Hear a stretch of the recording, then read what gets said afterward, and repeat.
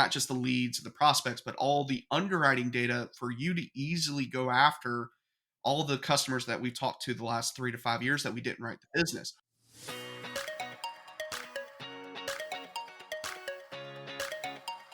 Welcome to the Insurance Refocused podcast, where we're highlighting real agent stories and how they are innovating to respond to the changes and challenges happening in the independent insurance industry. My name's Lindsay, and I can't wait to introduce you to my amazing co-host, who just so happens to be my mom, Carey Wallace. Mom, how you doing today? I'm having a great day, Lindsay. I'm super excited to be back at it with you. How about you? How's your day going? I'm doing really, really good. You know, it's for those listening through just AirPods and not video, my mom is actually in my podcast little studio that I've built myself, and I'm at my normal desk that I sit at every day. So it's fun to have you here in Charleston. We've gotten to do a lot of good wedding planning together this visit and some fun things. So it's been fun to have you here visiting in Charleston. Maybe we should make it permanent and you should move here. Oh, wow. That's a whole nother, that might be a whole episode in and of itself, my friend. I don't know about all that. Yeah. Very funny. Well, I'm super excited to dive in today. We've got a really fun topic for this week's episode, and we are joined by our good friend David Watson, who is the CEO and founder of RiskAdvisor. Hey, David, how's it going? I'm doing good. How about y'all? Doing well. Another person that I would like to convince to move to Charleston as well. I just want all my friends and family to come and live here with me. I think it'd be fun. It's a great place to be. It definitely is. Well, I'd love to dive on in. And one thing that I want to chat about before we get into nitty gritty is, what is RiskAdvisor? How does it work? What does it do for agents? Give us a little background for myself and people who may not know. For sure. So it was actually born inside of our agency, which is there in Charleston as well. Mappus Insurance Agency in Mount Pleasant. Just worked out for the episode. And it really just came from a bunch of repeatable processes that I saw my team having to manually do. There was also a lot of double entry, a lot of chicken scratch notes, because some people would print out a piece of paper, what we call a risk profile, and jot down their notes. And I just saw a lot of inefficiencies. And one thing that our agency really focuses on is the value of a conversation and collecting good data from that conversation. And so it just didn't make a lot of sense for that to be put on paper or even a fillable PDF and then having to be transposed to multiple different systems, sent over to virtual assistants. And so just started down a journey of figuring out, hey, there's got to be a solution for this. And what does that look like? And once I started down the journey of trying to find the solution, found out that there really wasn't anything that focused on what I wanted it to focus on. And so the precursor of RiskAdvisor was born in our agency in 2020. And RiskAdvisor itself was born in 2022. So it's been a fun journey to make better processes and efficiencies and data collection for our agents and also agents across the country now. So, David, what kind of data are we talking about in RiskAdvisor? So if I'm sitting in an agency and I'm using your product, which is RiskAdvisor, what does that look like? How does it augment how I used to do things versus how I would do them today? Yep. So let's say Lindsay is successful in convincing you to move to Charleston. You're going to need to find homeowners insurance, flood insurance, auto insurance, move all that stuff over. So if you were to call an agency using RiskAdvisor, they're going to pull up RiskAdvisor and it's going to prompt them for a guided conversation. So when you start, hey, is this a new purchase? Yes. It's going to take it down a certain route to make sure that you don't have to, as the agent, go back to you down the road and say, hey, I forgot to ask this, or my underwriter needs more information. It's going to make sure that you're asking all the right questions where it's going to have the most impact. And what that's going to allow you to do is have a really good risk profile, all that data in one spot, So that way, when you send it out to your virtual assistant or send it out to your rater, your CRM, or anywhere else that you need it to go, it's going to be organized and really easy to use. So that way you can turn it around quicker and have more accurate quotes. And when you say it stores it, does it store it in my AMS system? Does it store it in a database attached to the forms that are existing inside RiskAdvisor? What does that look like? Yep. So we have our own database that you have access to. So that way it makes it really efficient when you need to go create a renewal or remarket it. Coastal agencies specifically, but really anyone, you're constantly having to move things around or check new carriers, or really anyone across the country with how this marketplace is right now. But we do have our own database that makes it easy for you to have access to that data.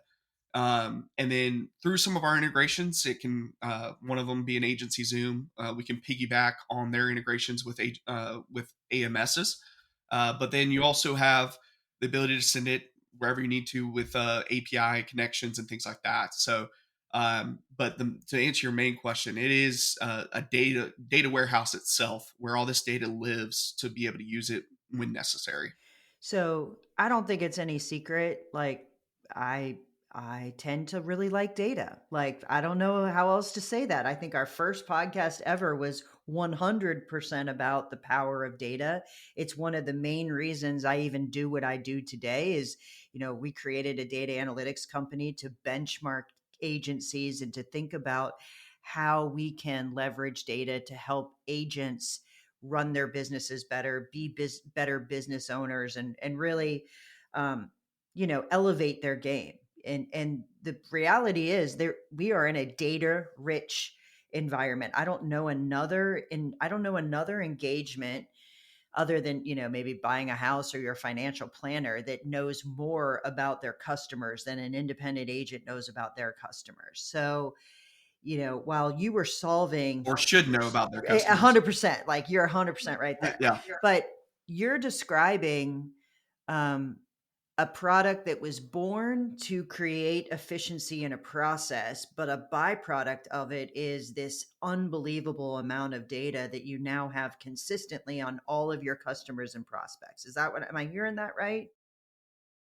Yeah. So if you looked at Mappus as a whole, I was able to import the data from when we started out precursor to RiskAdvisor. So there's 5 or 6 years of data for all of our customers and prospects that we didn't win inside of RiskAdvisor.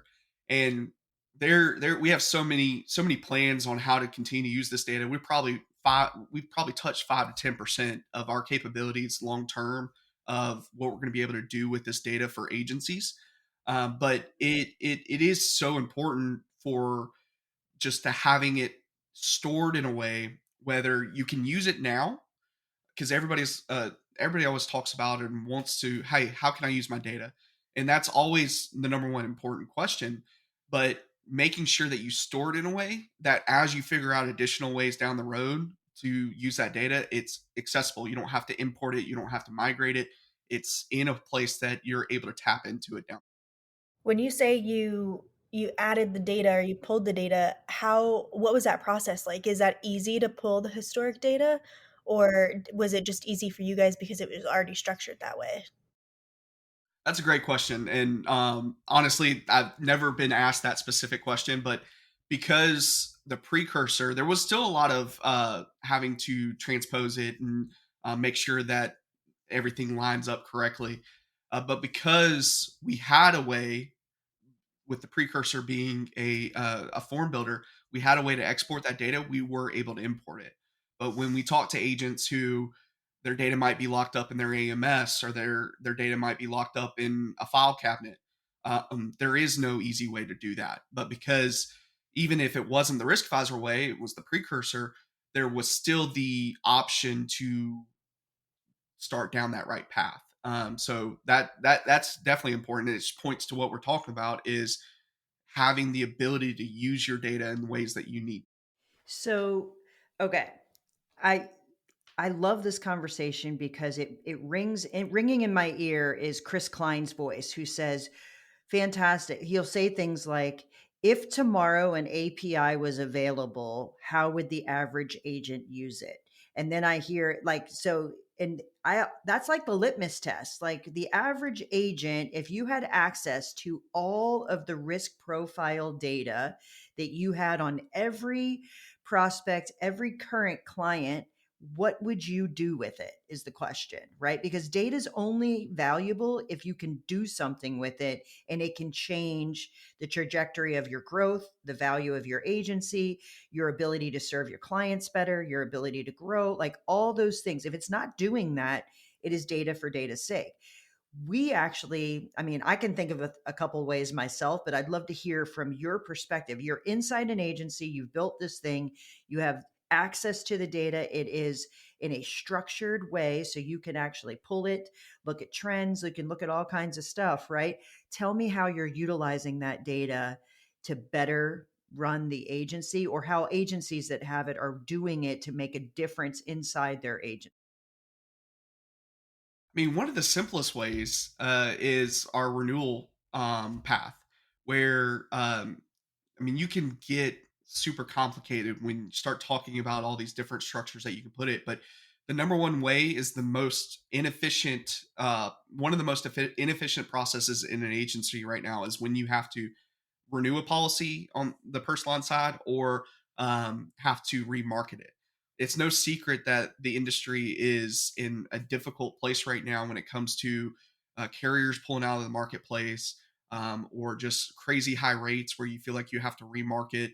I remember 2.5 years ago, a homeowner's policy, if it was over 15%, that was our trigger to remarket it.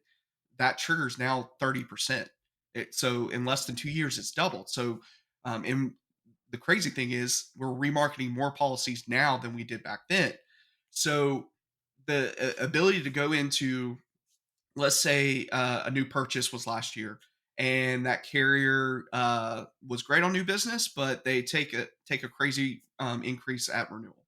And so what an agency using Risk Advisor is able to do is just go into it, search for the client, click a button that says create renewal, and it's going to import it into a new risk profile. So that way you have that digital paper trail. So you're able to see what's changing year over year.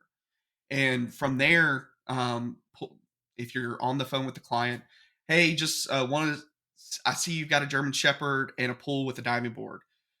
Just a heads up, that limits our number of carriers. So we're probably going to stay put, but we will take a look at this.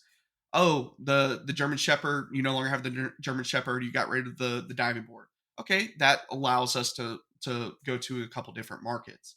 But realistically, it was really cool. I had my account manager send me a message on Slack a year ago, and she said, I'm getting to where more and more of my accounts are in Risk Advisor because of that historical data, and I'm able to remarket, send it back out to a virtual assistant, send it out to wholesale brokers in under 3 minutes.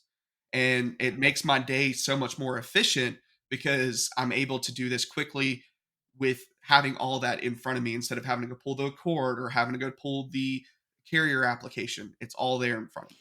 You know, I had a conversation with an agency yesterday, and we were actually going over their valuation. And one of the things were based on the industry averages. While they were growing at a nice clip, we were able to get them to a pretty nice profitability.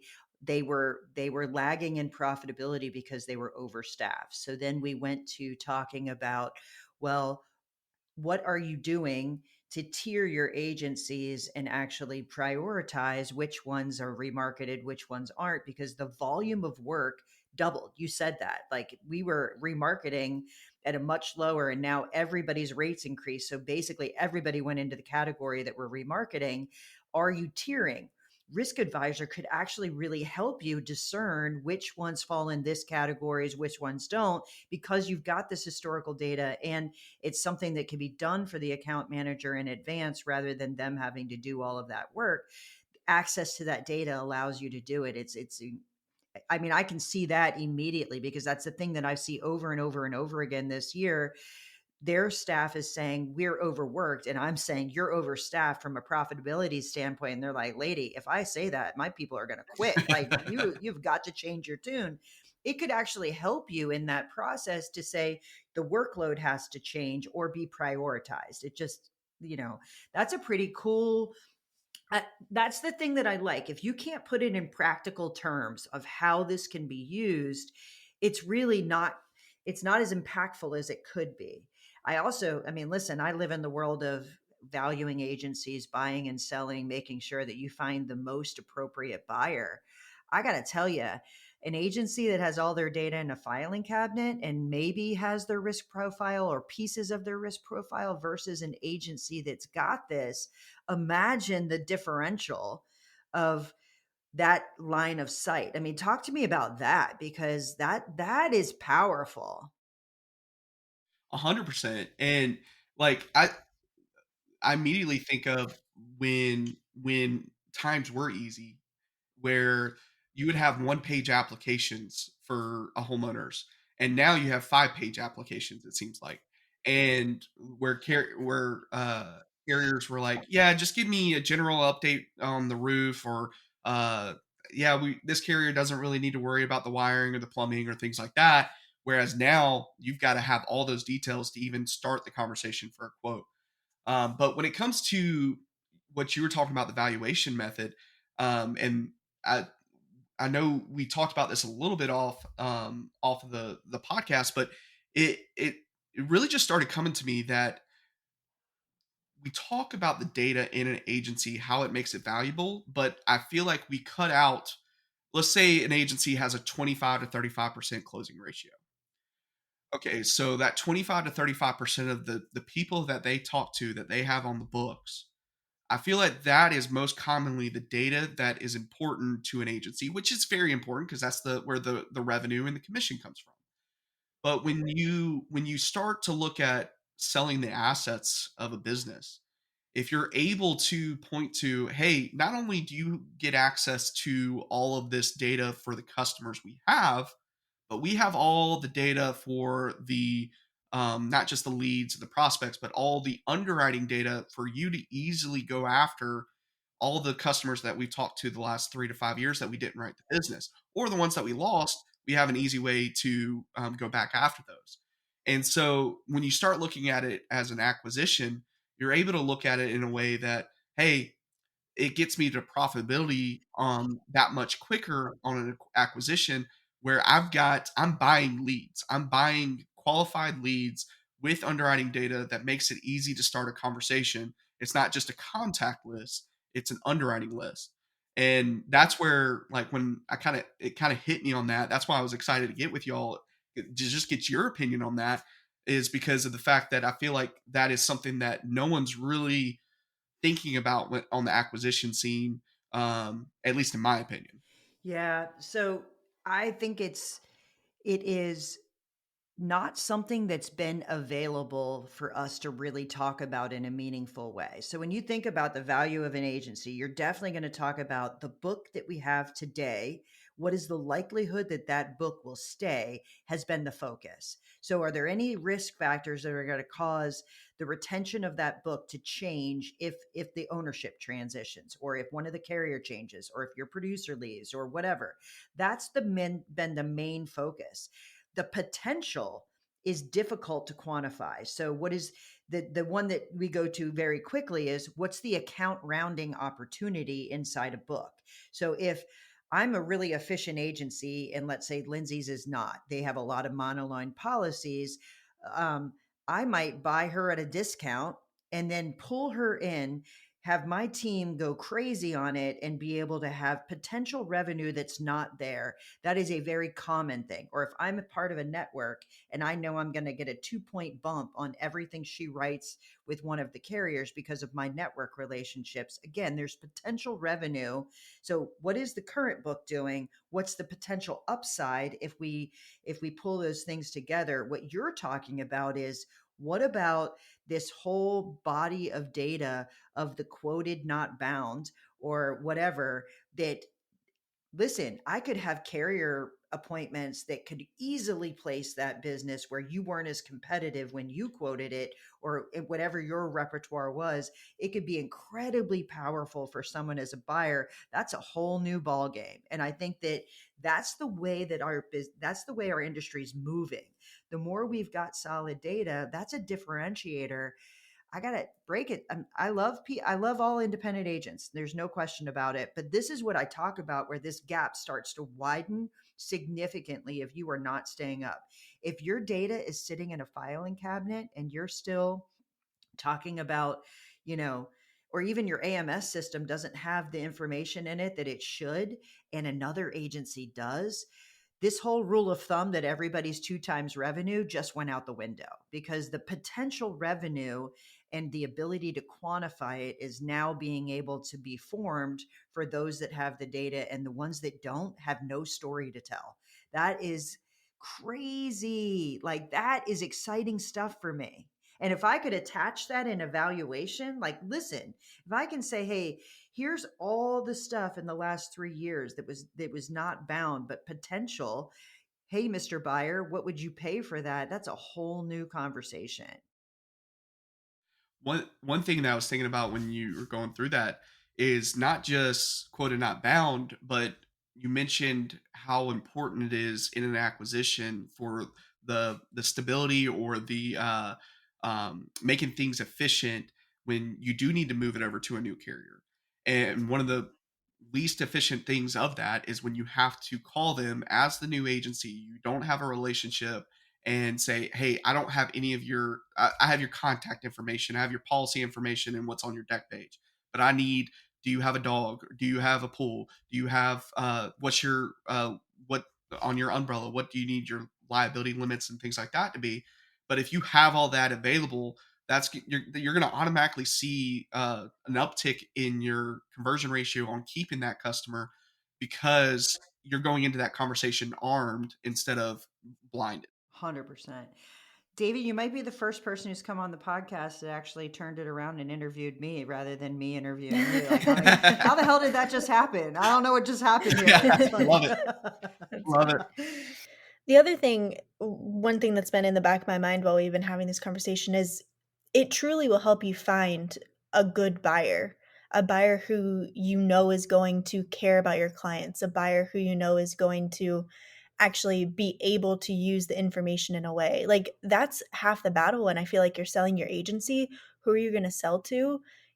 Using this, having that strategy, it really shows you who knows what they're doing and who's going to take care of your clients, which I feel like is so important. Yeah, for sure. Oh my gosh, Lindsay, you must have been listening to the conversations I had with agencies yesterday, because I had one with the efficiency challenge, and talking about how are we going to tackle that? What processes do we need to put in place? Like, I think RiskAdvisor might be something they should be contemplating. And then the next call was someone who's nearing the end of his career and saying, the money's great, this is great, but really what I care about is my clients are going to be taken care of. And I know a ton about my clients, and I want someone to care about them as much as possible. So I still think, listen, if you don't have this data and you haven't invested in rounding out what you know, it'd be impossible for the next person to care as much as you do, because nobody can get inside your brain and get that out of there. Like, that's the challenge.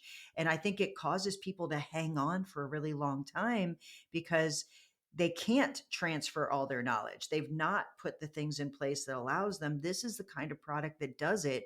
And we can see some practical application of why that's important, right? Like, it's interesting. And that's not what you were trying to solve in the first place. Like, that was not the intention, No, right? no. Yeah. No, it literally just started out as trying to a big thing that I believe is, if it takes me 3 hours to save my team 5 minutes every single time, but that saves them 5 minutes 2,500 times a year, I've just made myself money, and I've given my team time back. When I was telling my some of my producers that I was actually going to be stepping out of my day-to-day role and going full time with this, one of the producers, she was really excited for me, and she's like, David, I can't tell you enough how impactful this has been, because in one, yes, more business written. There we looking at it before and after. It was more efficient, so more every one of our producers were making more money. But the thing that she pointed to was before this, I was waking up 6 o'clock every morning and working from 6 to 8 to get all my quotes out from the day before. And after this, I stopped having my the amount of business that I wrote went up, but I was able to not have to work those extra hours to get as much done. And she said, especially because she had gone into having her first child, now her second child, she said that's been such a huge impact for me personally because of the fact that I've been able to be a working mom and not have to be absent as much with having all this manual like tedious work done. Yeah. Yeah. I mean, work-life balance is a real thing. I think it's actually a differentiator for some agents that, listen, we know there's a volume of work, but we're going to put some things in place to actually create some efficiency. We're going to utilize VAs to take some of the administrative burden off of you. And it is impactful. It's super impactful. So listen, you got my wheels turning. I know that you turned this podcast around and interviewed me a little bit, but so let's just say, an agency that I am working with is using RiskAdvisor. Is there an actual consumable report that you can run for all prospects or quoted not bound or whatever that could be included to say, hey, listen, this is the profile of the prospects that come along with this agency? Have you actually put that in a consumable document? And if it is, maybe Agency Focus gets the exclusive on that bad boy. You know what I'm saying? Mhm. Yeah. Yeah, so reporting is absolutely one of those things that is in the near future. We can make it. I've built some custom reports in like Excel for agencies where because all of our data is able to be sent wherever you need it via Zapier or other API connections. But a form or a reporting feature is absolutely like one of the reports that we're going to launch with that is I think when you try to get an agency appointment, agent carriers ask the wrong questions. Yes, they do. They say, "Let me see what's on your book, and what can we go after?" And they're trying to get market share from other carriers, which is perfectly fine. But what they should be asking is, "Hey, what are you quoting and not selling that we won't?" And so, like, one of the first reports that we're going to be able to offer when we do that is, hey, this is our average dwelling coverage. This is our heat map of zip codes, all these different things that carriers are asking about your current book, but they're not asking about what you're not selling. So that way you can say, hey, like, we've got all these other things that meet the metrics that you won't, but this is where we really need help. And this is where you're saying you help. So it's a perfect match. And you're going to be able to have a report that shows that in 1 or 2 pages. But again, the nice thing is all that data, whether it's 5 years old or being put in this week, anything that we add and continue to do on that is all going to be able to be used for those things. So yes, I definitely think that once we start building out that reporting feature, an agency focus report should be included in Heck there. yeah, man. Absolutely. And I mean, not just that. I mean, I'm being a little funny, but it's a Oh yeah, differentiator. It's 100% a differentiator with an agency that can say, here is my current, here's my potential. That is a different conversation. I'm thinking about my CFO clients. There's a lot of, when I work with an agency, we go super deep into financials. And one of the things are, where are you investing today to buy leads or create leads? But being able to then turn that on its head a little bit and say, but you have this whole bank of leads that you've purchased, you've quoted not bound. Why are we not attacking that differently than continuing to feed? Like, maybe there's a different approach on the ones that you've got, and maybe your carrier structure isn't right. Maybe like there's something there. And there's a fair number of my clients that I think would really benefit from the analysis of what we've already got and the change our approach in order to potentially write that business, or potentially think about what kind of leads actually make sense. If we're buying things and we're continuing to focus on something that doesn't make sense, why are we continuing to do it? Does that make you know what I mean? You know what I'm trying to say here? 100%. Yeah, another one of those that we're gonna do is based on lead source. Like, you go to your CRM, we're not trying to replace the CRM, but you go to your CRM and you say, "Oh, this lead source, wrote $25,000 of premium this month. This one only wrote 15,000." 3 leads versus 15 or whatever the metrics are. But if, you're able to go in there and say, "Okay, based on this lead source, the average bodily injury is 5,100 versus this one, the average is 2,500." Okay, so maybe it's less premium, but there's what are they doing to set us up differently? What are they doing to get us in front of better customers?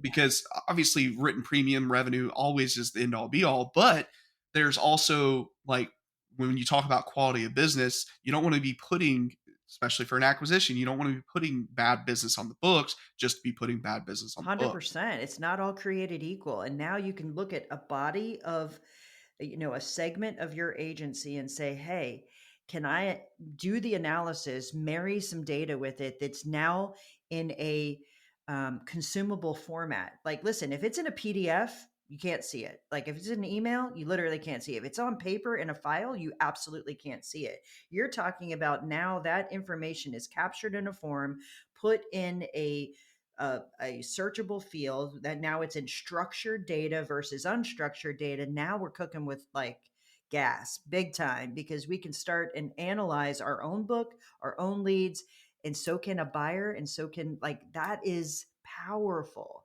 Now we can actually discern which ones are super valuable and fits with your customer profile, fits with what your carriers need. You can confidently say to a new carrier, I can at least give you this many at bats. So the things that actually match what you're looking for is a completely different conversation than, sure, appoint me and I'll move this part of my book to there. That's just shuffling the deck. Let's actually talk about writing some new business. Like, that's pretty powerful, my friend. I can definitely see some changed conversations because you have a line of sight on your business that's different. That's what's pretty cool about that. Yeah, and I think it one of the things you talked about it a little bit earlier, where we always hear my staff is so overworked, and like we'll get some people who sign up and they don't see it as a fit because, oh, it takes a little bit longer to fill this out than a short form, or I just use the deck pages, or I just whatever it is, I want to be as quick as possible with getting the quote. And I mean, once you get used to it, a home auto and umbrella quote can take 10 minutes, like to have that conversation. But I think I think what agencies are a little short-sighted with sometimes, and I mean, I've done this in my past as well, is okay, you can either be take a little bit more time on the front end and be a little bit more inefficient on the back end because you're rushing through the front end process of doing that front end underwriting. Which, if you look at it, every single carrier is now making moves that they're having to do more front end underwriting because of profitability. Well, that's not much different for an agency to understand, hey, I've got to do a little bit more front end underwriting to be more profitable on the back end. Or you can take that front end underwriting and that front end conversation, be a little bit like, again, 10-15 minutes, and you're going to create efficiencies in the back end because you're going to have all the information. You're going to have to chase back and forth. Hey, I forgot to ask you this. You're going to have the process of already in place of sending it to your virtual assistant to do the data entry. It's going to cut out the double entry for your CRM, your rater, and all that. And you're going to see that efficiency skyrocket both when writing the new business, but because you took the extra time on the front end, now you're going to see efficiency on the renewal and rewrite process multiple years down the road. So it's just going to compound. It's going to be a compound effect. the bottom line here is you have all the information. How you capture it and how you store it really, really will determine how powerful having that information can be to your organization in the decisions you make today and in the decisions that a potential buyer will make when they're looking at your agency, or you as a buyer when you're acquiring. So you have to have it in order to do your work. It's a question of, are you capturing it in a way that you can leverage it? And other people will be. That's the bottom line. Like, that is the world we live in. And wow, we could talk about this bad boy forever, but I can tell you there will be some follow-up calls, because I know Let's do it. I know from my perspective, if I'm able to help an agency market all of the assets that are inside their agency, that's what I'm all about. Like, I love this industry. I love how incredible the opportunity is for someone who's just coming in, but I also love that so many people have built an incredible career. I want them to have as much information at their fingertips, to have as many options as possible. So I love that you solved one problem, but you created opportunity in another area, which is pretty cool. So yeah. So David, if someone wants to get a hold of you and talk about this, they heard it on here, they're like, yeah, I thought you did forms, and you do, like 100% you do Yes. forms, but now you piqued my interest and I want to talk to you. How do they find you? Yeah, so easiest way is our website, riskadvisor.insure. And then if you want to schedule a demo, it's on there, a bunch of different ways to do that. You can also email me, david@riskadvisor.insure. And then I always joke that if you want strictly professional content, go to my LinkedIn.